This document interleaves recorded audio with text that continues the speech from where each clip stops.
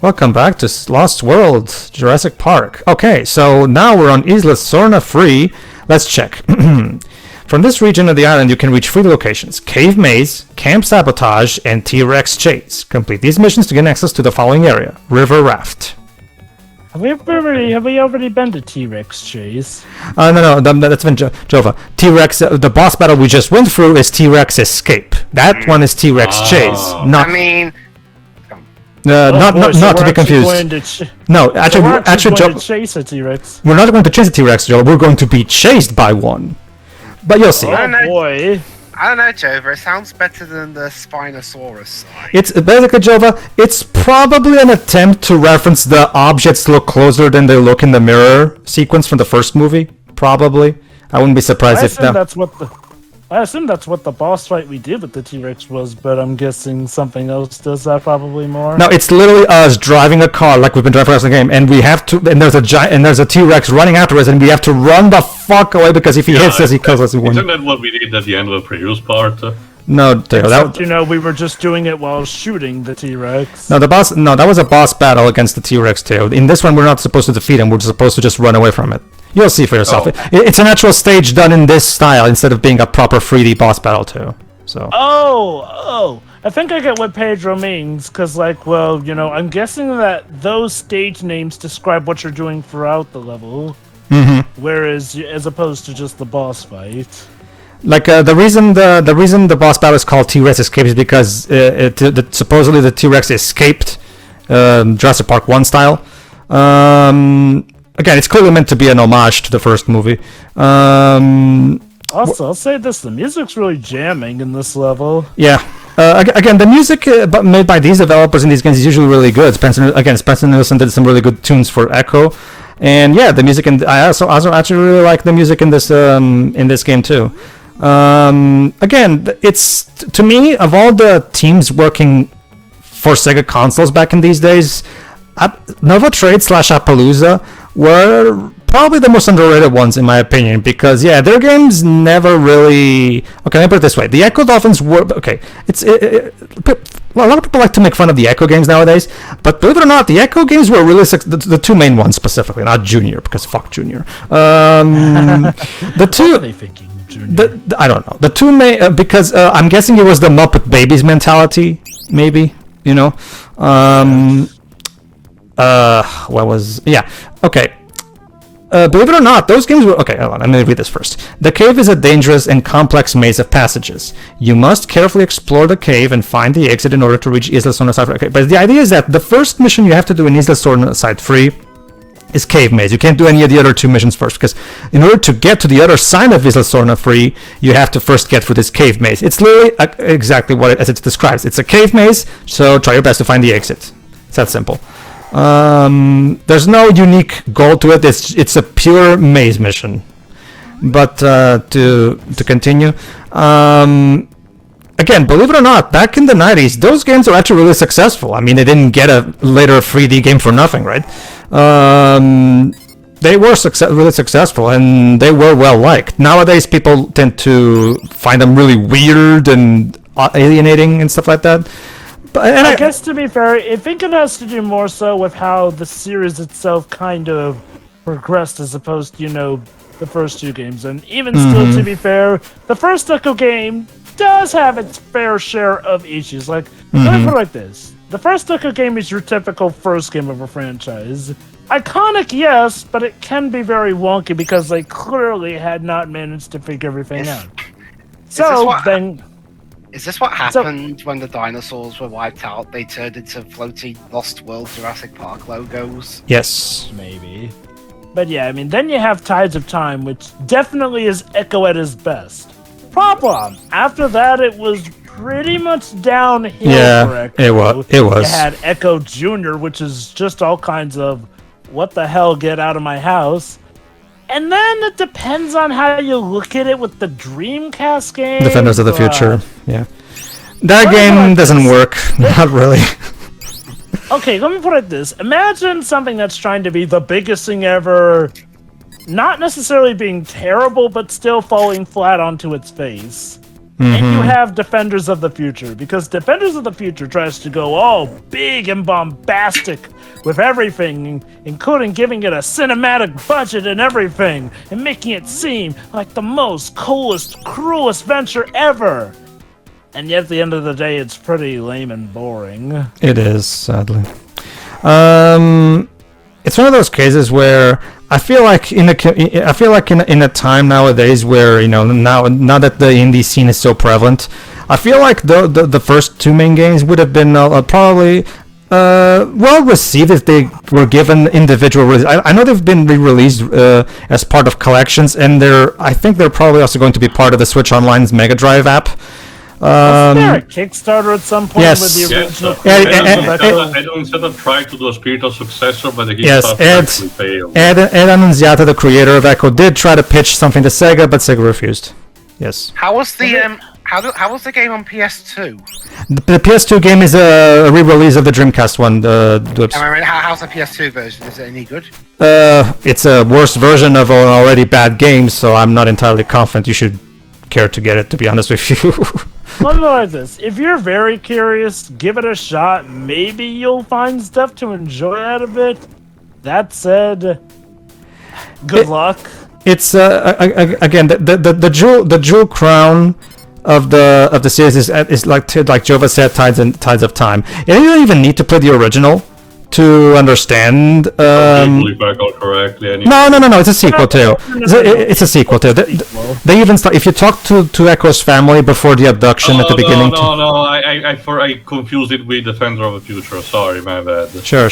No, Defender of the Future is a reboot, yes, but Tides of Time is an actual sequel to the original. They even mention what happened in the first game at the beginning. So let me put it like this. Ironically, the Defenders of the Future is at its best when it's emulating the original Echo the Dolphin. The bonus level. The thing about Echo is that it's a very, like I said before, I can't even begin to imagine how you would even translate the gameplay of Echo into 3D, because it seems like the gameplay that really feels like it was made to be a side-scroller.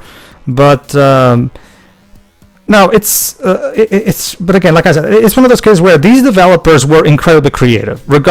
Maybe to a fault, you can argue. But they came up with game. They really thought outside of the box, and that's something that's at the very least worth appreciating. Because they came up with some really unique games, including this one. Like I said, this game this is a 1997 game that, for all intents and purposes, should have been an obscure generic licensed game that with barely any effort in it, but this is made by the Echo the Dolphin team, so yeah, they went out of their way to put as much effort and push as much out of the Mega Drive as they could, and I appreciate that effort. It's a sad thought because actually, let me remember, did Appaloosa even hold on, let me double check something. Okay, I don't know if Appaloosa themselves did it, but there's the one game that Nitro had reviewed that I know that Annunziata worked on, which is called More to the Chicken on the PS1, which was nobody particularly care about. I don't think it's completely offensive, but it was just there. And after that, if I recall correctly, he retired from the industry at the very least, or stayed as a consultant kind of role. The most recent news that we do know is the fact that one upcoming indie that is called Pizza Tower, which is the one that Dev talked about in the Wireland free run, because it's done with the same idea and amount of gameplay of the Wireland games. The creator of that, which is still work in progress at the time of this recording, actually did ask her permission to Ed Annunziata to use the character of More the Chicken as a power-up, and Ed was actually a very good sport and allowed that to happen. So, in a sense, his work is still present to this very day, just in a minor capacity. Neat. As for this one, yeah, and 2 coins. Jesus. Alright, but before we get that, let's first get out here, and let's call in for air support. Sure, it'll be fun making our way back through this tunnel, unless you get a fast travel after you... No. After you finish the cave maze, you don't get back to it. Like, the way it works... with these missions, once you complete a mission, the mission's done and it's blocked off and you can't replay it. That being said, if you really want to replay missions, you can just go to the password screen, write in magic box, and it will give you a level select, so you can just replay the missions as much as you want. So for this playthrough, however, because once you finish a stage, you go back to it, so it's not like you have to backtrack No. to this cave. not really. No, you don't. There's it's not like there's even anything on the other side anyway. Like once you get to the other side of this cave maze, everything else is already on that side, so it's not like you have any reason to go back anyway. So you're fine. Okay, let's see. I still have yet to find a map though. Let's see. But no, it boils down to that. For this playthrough, I'm trying to do a normal playthrough where you're actually progressing through each of the individual Isla Sornas instead of you just using the level select code. Just so I can basically give a bit of how the game progression works, basically. Yeah, basically that's an interesting thing. For River Rat, it's going to be interesting because it's a boss. Hold on just a second, Pedro, and go. Okay. Yeah. All right. So yeah, that's the basic gist of it. All right, let's continue. Basically, there's more dinosaurs to be killed and enslaved. This is basically prototype Monster Hunter. Well, I see nothing wrong with this. For all intents and purposes, we're supposed to we're supposedly the villains from the second movie. Supposedly. Yeah. Allegedly. I mean, the game never flat out makes a connection to the movie. It's very vague. But if you honestly, that's one of the weird things that Word never even mentioned, neither the first Word nor Fallen Kingdom. The idea that in all the years that passed between 2 and 3, obviously, and the establishment of World of Isla Nublar, nobody tried to push again the area or Side B. When it was a thing that's very easy to do, and this game is kind of a testament to that in terms of how it can be done. I guess to be fair, by the time of Jurassic World, that island has probably been picked clean and everything. Especially since, according to Word of God, the Spinosaurus skeleton that we do see in Jurassic World that Rex easy thankfully smashes through is actually the bones of a Spinosaurus from Jurassic Park 3. I wish there was at least a throwaway line to mention something like that. Even Fallen Kingdom, especially considering how Fallen Kingdom puts such an important kind of heavy weight on the idea that if Isla Nublar is actually caught by the volcanic explosion, it's basically game over for every dinosaur that's on there. But that's the second World movie, right? Yes. Yeah. Again, the new movies just basically forgot that Isla Sorna exists. And I do understand that, both 2 and 3 had bad plots that are all going on Side B, but that doesn't really give an excuse for you to forget it.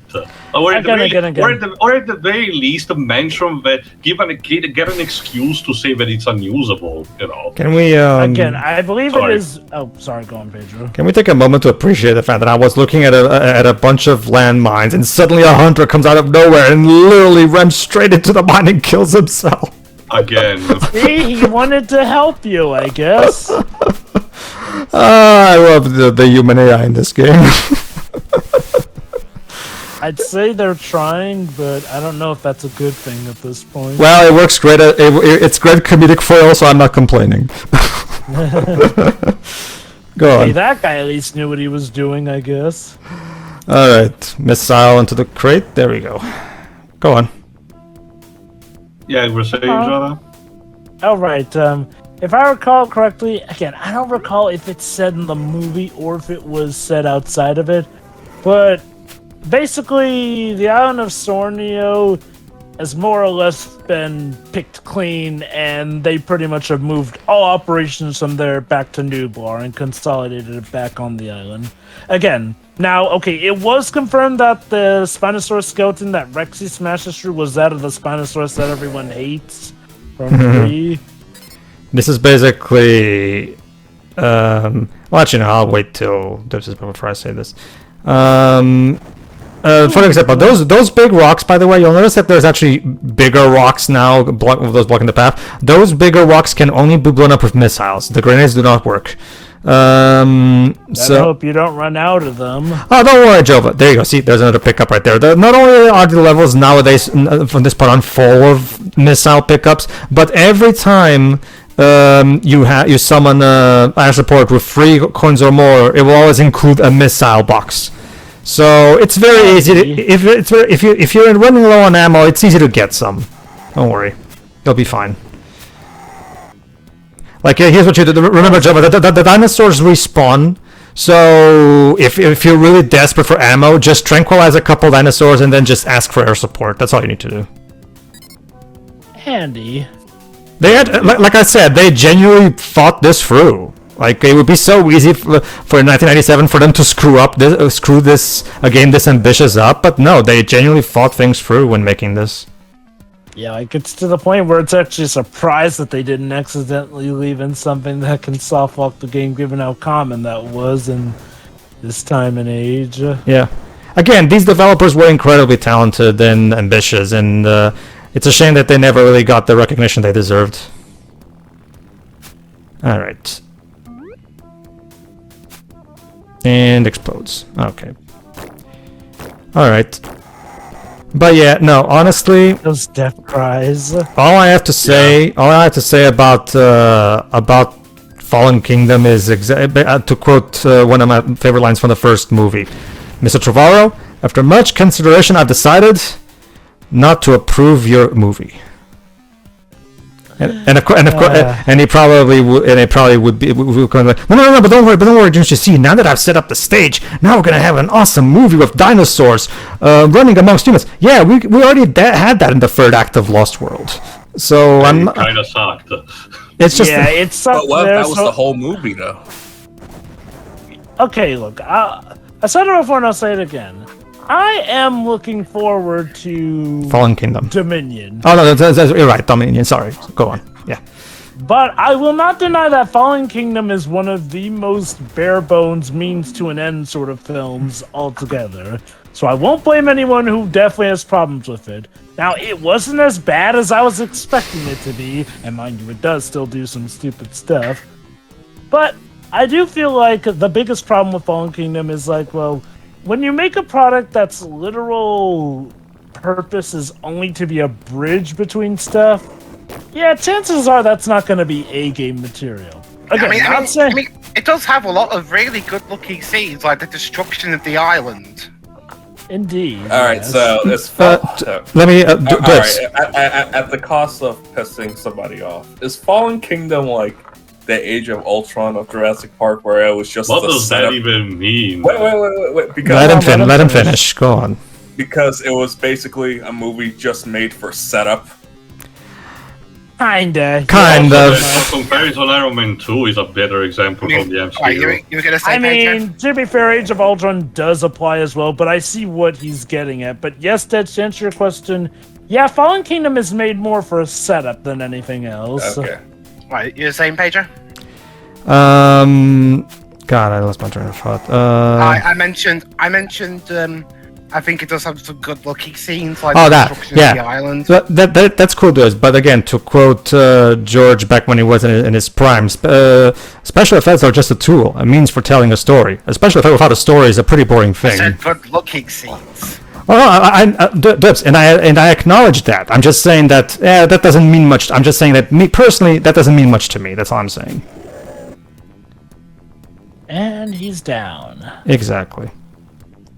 What? I thought you were talking about Colin Trevorrow. No. Okay, okay. You were out. Hey, Des, let me set the stage for you in Fallen Kingdom. You know, Colin Trevorrow's all a big deal with Jurassic World and all that. Fallen Kingdom was the movie that he essentially just let someone else direct. Mm-hmm. I mean, the director of that film was actually really good. Yeah. Too bad the writing wasn't up to snuff. Yeah, that's the thing. I mean, I get the feeling. It's like I always said. I think J.A. Bayona was just basically a gun for hire on that film. Mm-hmm. Like, here's the thing about Fallen Kingdom. Part of its problem is that it doesn't go to the same lengths that World did. And again, I can sort of get why. World was a triumphant return for the franchise, culminating in a battle with the iconic T-Rex in the first movie and the new big bad, and also righting the wrongs that were done in Jurassic Park 3, essentially. Fallen Kingdom, again, is essentially just setup. I mean, mind you, it does some very weird things, but no, its biggest problem is that it's setup and little to nothing else. Right down to the point where it doesn't feel like it goes as over the top as it could be going. Like I said, like I said, it wasn't you when I said it. But like I said, Mr. Tavaro, after careful consideration, I've decided not to approve this idea. And he's probably like, no, well, I have not. Instead of saying, so have I. I see this. I mean, I guess we'll just have to wait to find out how Dominion turns out. Sure, I'm not exactly optimistic because I think after Book of Eri, I have kind of lost faith in Colin turning out anything amazing. To be honest with you, Look, sometimes somebody makes a bad movie. Oh sure, although, go on. Oh sure, Dej. It's just that Book of Eri is more than just a bad movie. It's Let me put it this: Book of Henry is one of those few cases where I totally get why people were like, "Yeah, let's reconsider your deals here and there." So we have to watch it, don't we, Pedro? Don't worry, we will. Already did. He means he means me and him on our own. No, like I said, like I said, Dej. If you know what you're getting yourself into and just try to enjoy the insanity of it all, it can be a lot of fun. Me and Dez have a lot of fun watching the movie. So and as well as Shiroi. So that's you have to keep in mind. Okay, this is a train wreck. I'm going into full Rift Tracks mode. Just try to enjoy the insanity. That's basically it. The only way you can enjoy that movie.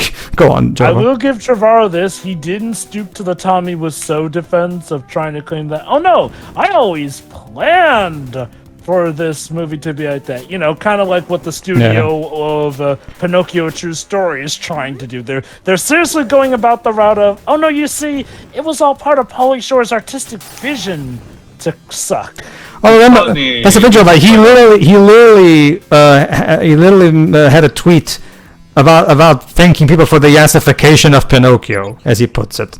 It's funny when these particular kind of bad movies come out. Usually, the response when it comes to bad responses, it's always the one of two approach.